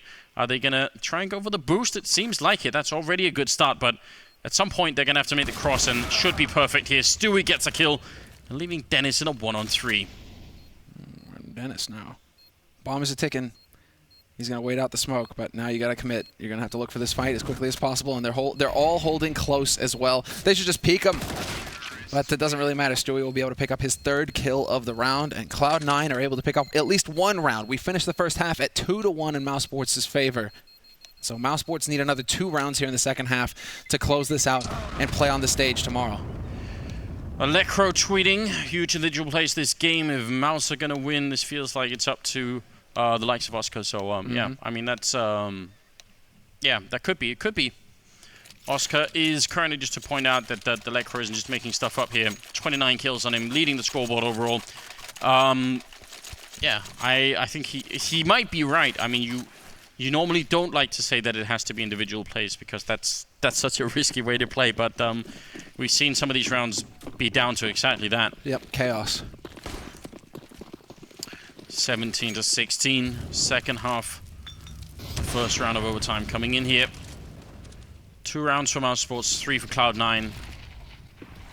Or maybe we'll go on another overtime adventure. Why not, Anders? You know, I do enjoy watching Cloud9 play, just because I know that Moses is suffering so much the whole time. That does add just the right kind of flavor to this game, doesn't it? Spicy. Spicy. Oh, Dennis with a decision to make. Falling back would mean taking more fire damage. Moving forward means moving into the grenade. Now he's taking even more damage. He's down to 17 health. That's an uncomfortable beginning to a round. Nothing playing at the edge of the smoke. He's taking a lot of damage here. Unnecessarily, perhaps. Robs will get him killed, and still, look at the health on Robs and Dennis. This can be one, definitely. Skadoodle and Stewie look like they're setting up a bit of a mind game over on this B side. Yeah, Ska. He's going to get those anti-flashes out. There's the follow-up. Not going to be nearly as effective, but he's still going to be able to pick up the first kill. Stewie collects the shot on Dennis, and, well, this defense is just impregnable. Oscar finally gets the headshot, and he's going to go ahead, point blank, no scope onto Stewie. He's got the time to pick up the bomb as well. 1v2, and it's Lekro. You know, it's just, he just sees the future. It's on Oscar again here. 1v2 clutch, can he make it do it? Can he make it happen? Oh, we're about to find out. They have a smoke, and that's a really big counter to that AWP. But he has a Tech9 as well, so maybe he could just shoot through it anyway. Oscar moving in, mid-air shot taken down automatic, and now it's another shot ringing out, almost getting Shroud, who's straight on the defuse. The smoke is there. He actually likes him through. Oscar with the kill and the Tech9. He clutches the round. 4 kills for him again, bringing Mousesports one step closer to the Lanxess Arena. What a god. Currently 33 kills in overtime, but still. I'm speechless. And just the lack of emotion from Oscar as well. All he does is just a little grin. But even just, it's just like the hint of a grin. Like, oh, yeah, I know I'm good. I know I'm good. It's all right. You don't have to shut my ear off. Maximum violence right here. He certainly is. There was a lot of talk in the beginning. It was picked up on his team that he was emotionally maybe not sort of stable enough. It seemed like he was, you know, a bit hard to play with. But right now he seems to be fitting very well into this team, and the chemistry working out for Mousesports to the degree that they're 1 round away from winning. 2 rounds for Cloud9 here to force double overtime. See if they can do it. Skadoodle going to be falling back, and he's got to back up there as well. And Stewie, who's not boosted and really can't be boosted at this point in time. Mousesports, is it just going to be a raw B execute? Skadoodle, he can probably fall back, but this is actually going to be hard for Cloud9 to hold, I think. Yeah, I think so too, because all 5 players for Mousesports are coming this way. Not just the 4, nobody lurking in mid. This is going to be brute force, straight blunt trauma onto B site, and Skadoodle is now alone. Stewie is rotated all the way back into CT. Looks like he's getting second thoughts about it, though. He's starting to come back over towards construction. But still, Ska is the first line of defense. 35 seconds left. And Mousesports, it's time to go. Nowhere to run, Ska. And he's full blind as well. They're not going to respect the smoke. They just charge right through it. Some great counter flashes coming out now. Stewie has got them all lined up in front. He's got the M4, all 30 bullets. First goes down, second almost happening. They jump through. Stewie with a quick triple kill, taking almost every single one down. That's such a great position. Dennis trying to fight his way back, but that won't happen. 17 to 18, and Stewie with the hero play. No panic at all in that spray. It's tempting to just go full spray in that situation, but he didn't. I'm just so happy to see the existence flash back in play. Did you recognize that? Yeah. Yeah, flash into the wall. Flash into the wall and just run right out into it, and it worked perfectly. Oh, man. Well, last round of overtime coming in. Mousesports, they have everything they need to make this work, and I think that B execute was just a fine idea. But Stewie had different ones. Young Stu the Beast. Ska getting naded into oblivion here, perhaps. It's going to get hot, and they come right around the corner, but he backs off just in the nick of time. Almost gets stuck on that corner. You're getting caught all over the place here. The tension building. Man, what is this? It's just a nade battle right now, bombardment, but the smoke will finally cancel out the Molotov. Rob's taking points. Skadoodle going to hit the shot, not going to miss a chance like that. However, he might be getting a little bit greedy here with his nades. They're closing in, and he will get traded by Chris. Did he just jump over the AWP shot? Dennis getting a headshot on Stewie. It's evaporating for Cloud9.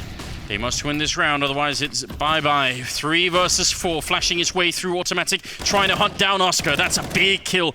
And because Dennis is so low, automatic is doing even more work. Chris and Dennis, they've got almost no health left. The bomb is only just planted. They don't have the time. They need to buy a lot more time here on the Mousesports side. Cloud9 pushing for double overtime here in the elimination match. And there's a kill on Chris. Now it's a 1-on-2, and Dennis is going to be dropped as well. Double OT in effect. Cloud9 staying alive just a bit longer. This is a maddening game. 30 kills on Stewie, 29 on automatic, 33 on Oscar. Everybody showing up to play right now. All I can think right now in my head is how heartbreaking would it be for Cloud9 to start getting into an overtime duel and lose it again? Well, I mean, either that or they've become used to it. What, have they ascended? They've just accepted that that's how things are. Fight to the bitter end, and then just barely miss out. But I mean, This is an elimination match, in case you were wondering, in case you're just tuning in. Both of these teams are tied 2-2. You need 3 map wins to get onto that main stage in the arena here in Cologne. One of the standout premier tournaments of the year. Everybody wants to play on that stage. Yes. And it's all or nothing now, but, well, first to 22, Anders. So it begins. So it begins. It's so exciting. It's exciting as a player. It's exciting as a caster as well. You know that, what, 14,000 people or something are watching this game right now, and they're going to be there tomorrow as well. I trust you guys are going to be loud and ready for that one, because it's such a feeling. See what Mousesports can do. First team to get 22 rounds now. That's the magic number that we need. Nothing trying for a rare peek into the apartments. That's not something we see very often. It can go bad in many ways, as can the sneak through the smoke there. Chris J's had a pretty hard game. I think he's 16 kills overall. But given that we're now past regulation, that's just a bit low. It's not horrible. But, you'd love to see just a couple of good rounds out of him. Maybe that would make the difference. Yeah, I think it would. But the responsibility calling the shots as well might be weighing pretty heavy on his shoulders. Oh, definitely. All of this pressure. And if you make a single mistake, when you make mistakes against Ska, this is the nip play, well, more or less. One guy lurking by Boiler or Arch, and the rest pushing in. Dennis immediately down, robs this out as well, so that whole part of the plan has disappeared. Cloud9 with a fantastic start here to the second overtime. Oscar, he was very good, and he's been clutching some huge rounds, but with just 17 seconds in a 1 versus 4, can be done, but only about 1 in a million, and automatic making sure this wasn't one of them. Yeah, taking bullets to the dome isn't exactly part of the play. Nip didn't get that far. Nip would usually find the opening kill when they executed this strat. Because that play is old as sin, right? Where you just leave one player lurking, you group up, you get the death ball, and you swamp.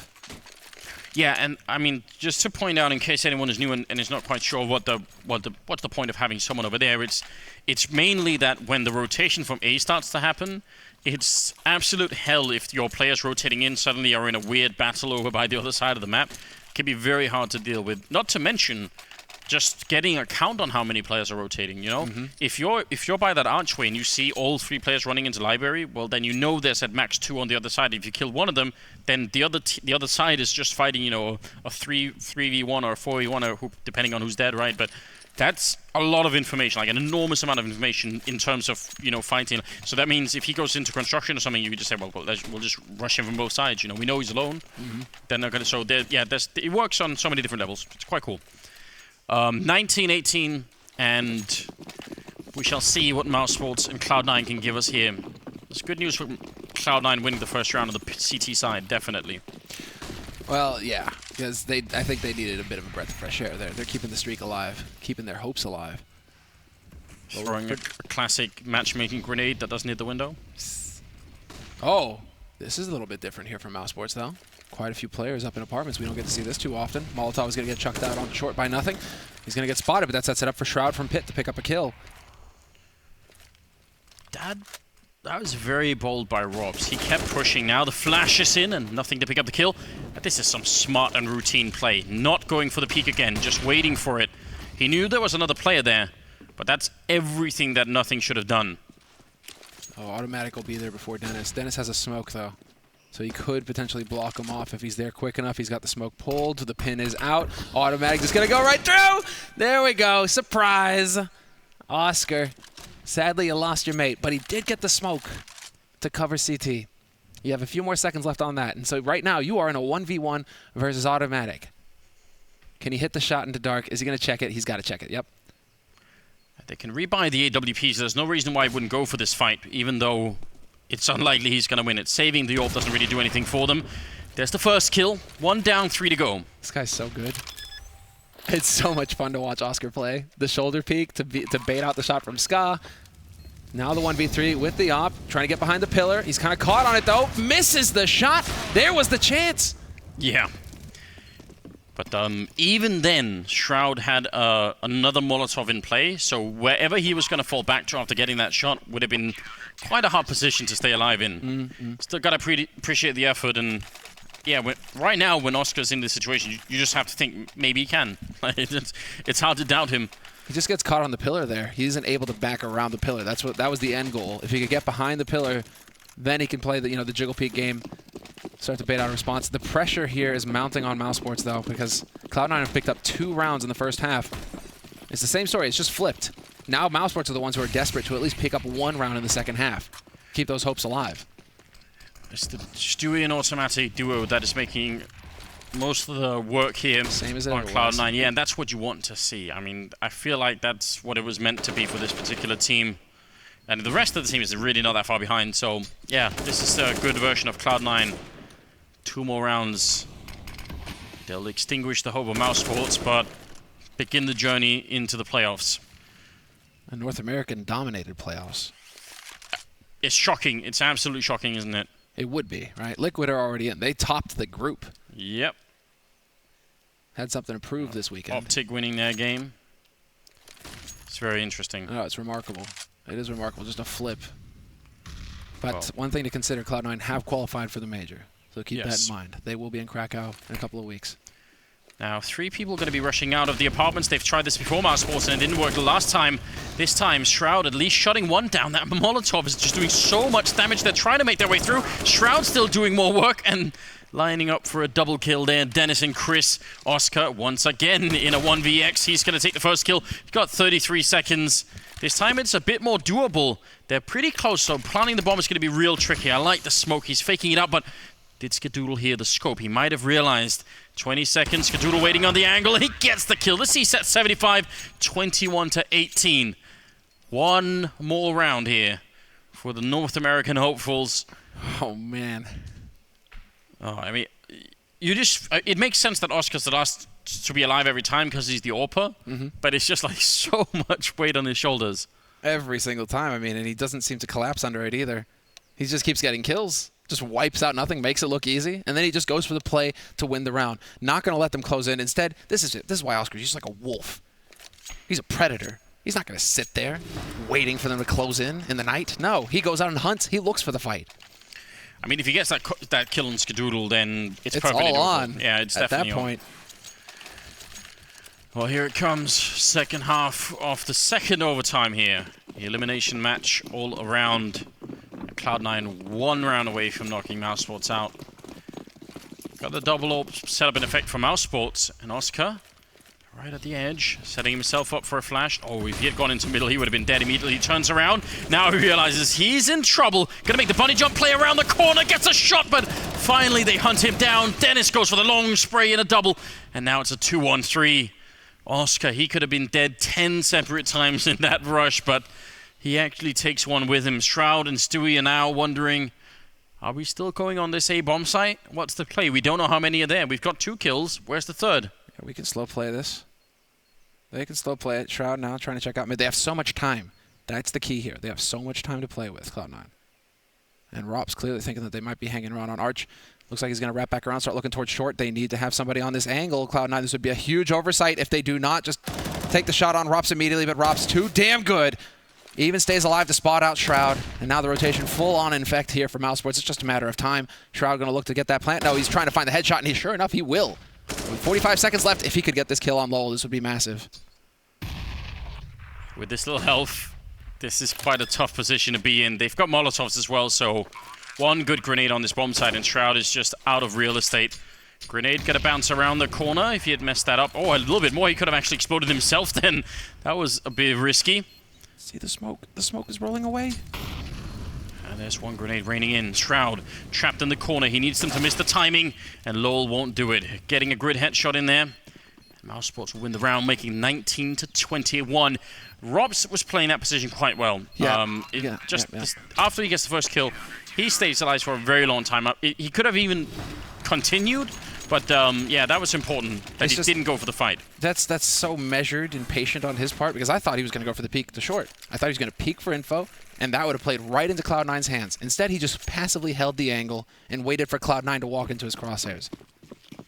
He is young, but he plays like a veteran already. It's nuts. Well, yeah, especially considering that he's not been in many games that have had this kind of magnitude, you know? So you need to play in quite a few of them before you start to build up that kind of experience. Yes, sure enough, sure enough. He's on a crash course, though. I mean, yes. The level on Mousesports has certainly increased since Nico's departure.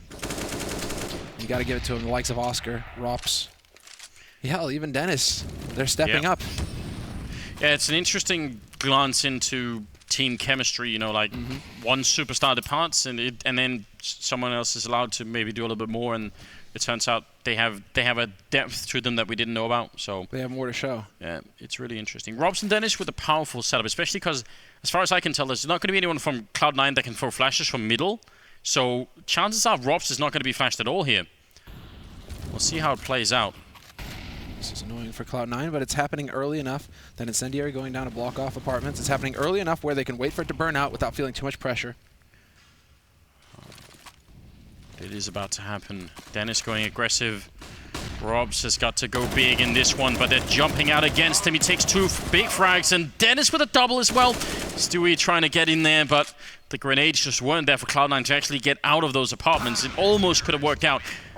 For Robs, the really annoying moment happens when the first player jumps so that you have to spray for a while, because that allows the next player to get in and maybe refrag you.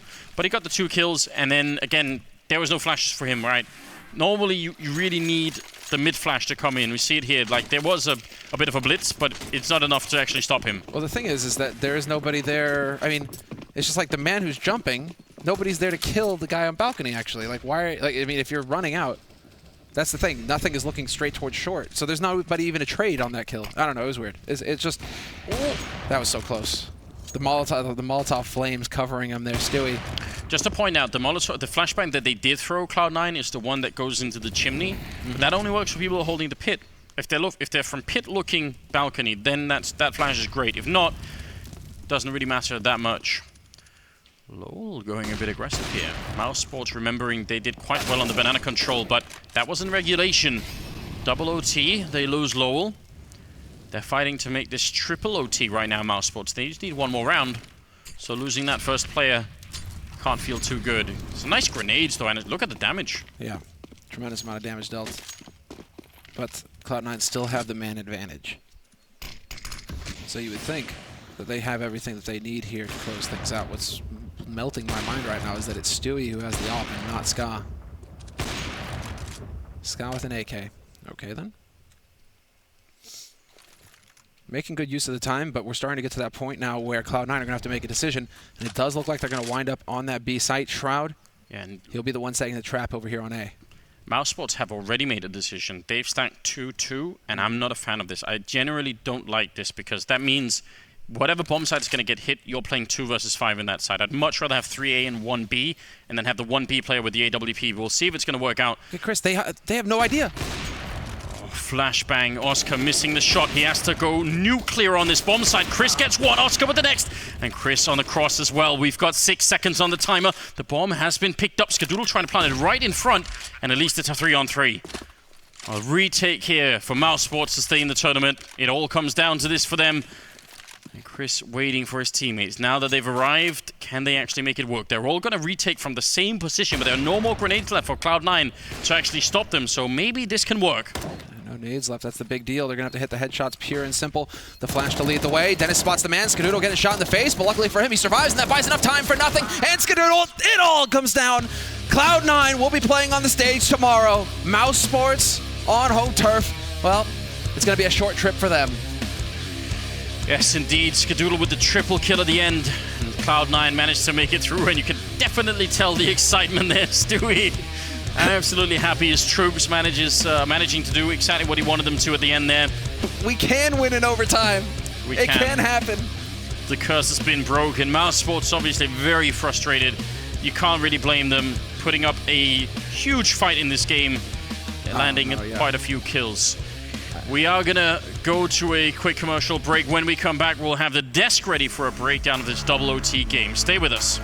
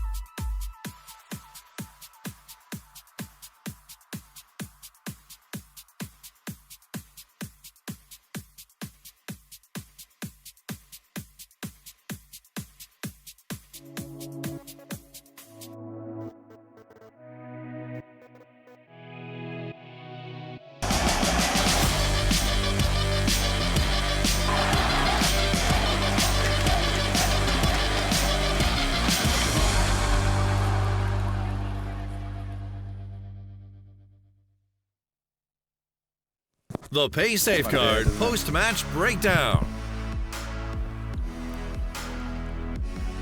Cloud9 have done it. They will join the mass of teams that will be performing for the Lanxess crowd.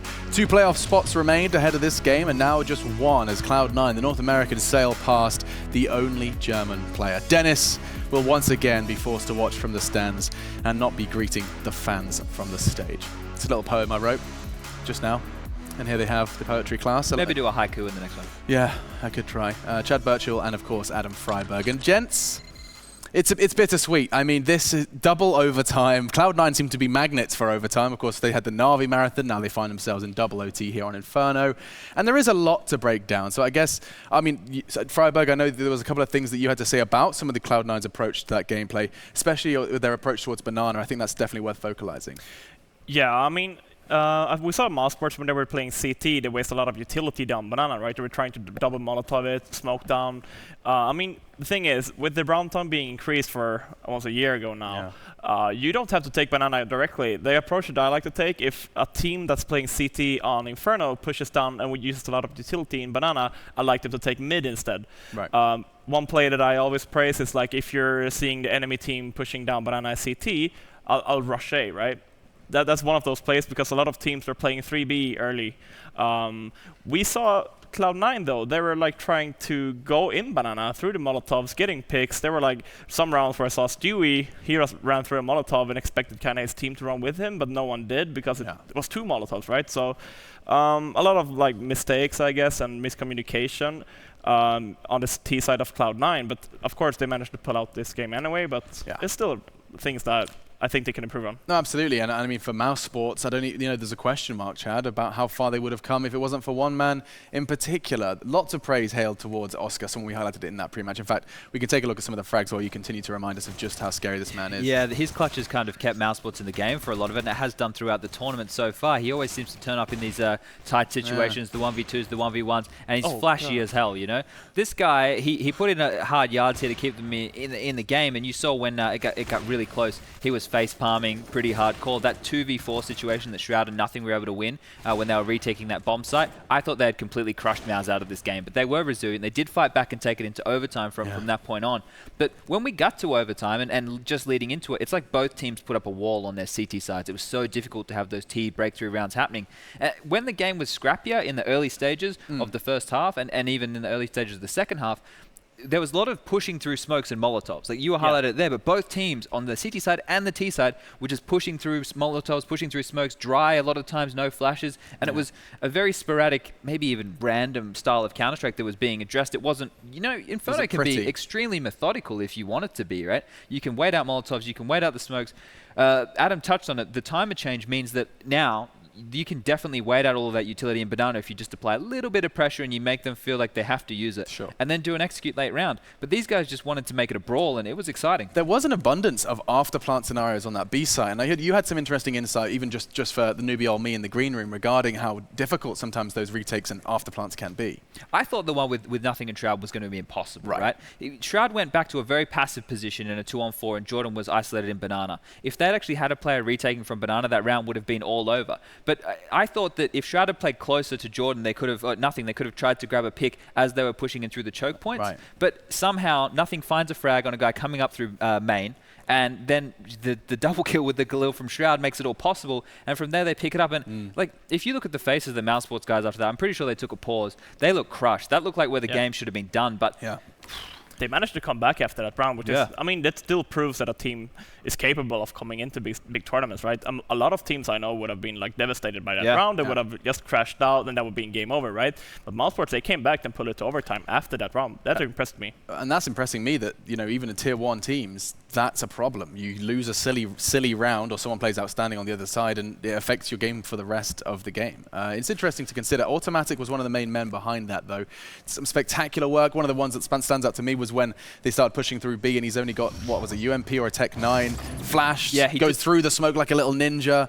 Spectacular rounds. He did that multiple times in this game, right? The one time where he did it, what you're talking about, top nine was right here. He did it again close to one of the mid-smokes top mid as well. And it's just, people like this, we always talk about, Adam said they're like magnets. I call them moths to a flame. Yeah. There are just these players that can play so well around the smokes. And if you can pick up multi-frags while they're coming out of the smoke, they don't have any vision, and you're playing on the right side, you play that perfectly, you can always grab a couple of frags and put your team in a nice little spot. So many of his frags as well were from behind. Yeah. Which just shows when you talk about positioning and movement, keep your eyes on automatic, right? Yeah, especially with the UMP, he's playing it perfectly. You don't want to have the long range duels with the UMP. It's been nerfed recently as well, so he's playing close to the smokes. He's utilizing the usage of smokes even better by just standing close to them. And the play in Banana I praise a lot, because that was just like the perfect way, actually. He had 2 bullets left, just run through the smoke, take a chill pill, relax, and then he went back in and fought again. The king of Banana praising your plays on Banana.